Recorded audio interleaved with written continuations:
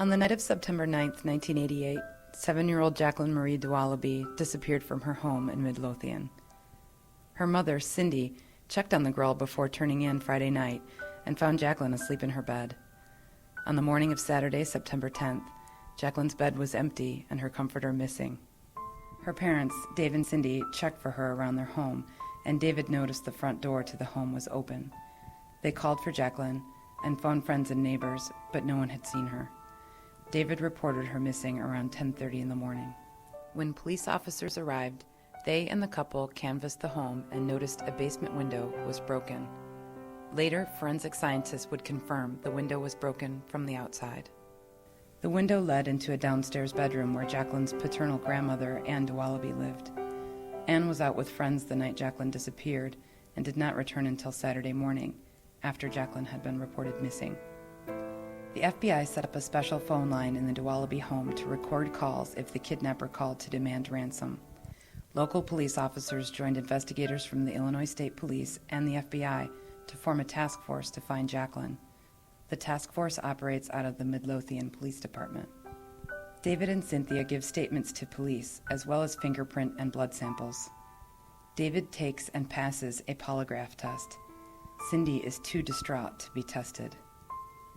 On September 14, 1988, Jaclyn's badly decomposed body was found behind the Islander apartment complex in Blue Island, about 4 miles from her home. Her body is wrapped in her bedroom comforter, and a rope is found around her neck. Hundreds of mourners turned out for Jaclyn's funeral, including many of her young school-age friends. Investigators, operating under the theory the basement window had been broken from the inside, begin to focus their investigation on David and Cindy. The couple stopped talking to police, saying investigators were becoming accusatorial and hire lawyers.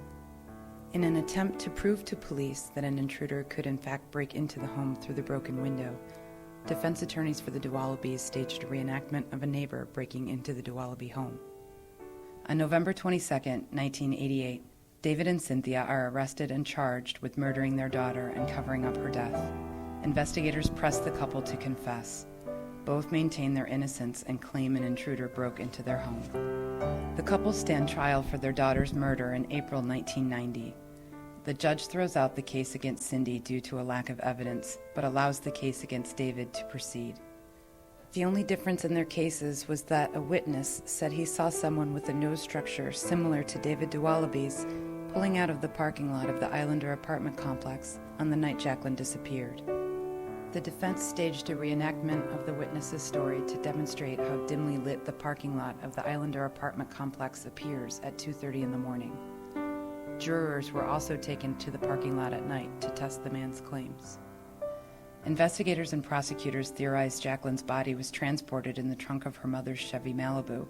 However, no evidence supports that theory. The jury in May 1990 convicted David of murdering his daughter and covering up the crime by dumping the body in Blue Island. Jurors later say they were swayed by fist marks made on a door in the Dowaliby home, saying the damage showed David had a violent temper. Neither the prosecution nor the defense even discussed the fist marks on the door during the trial.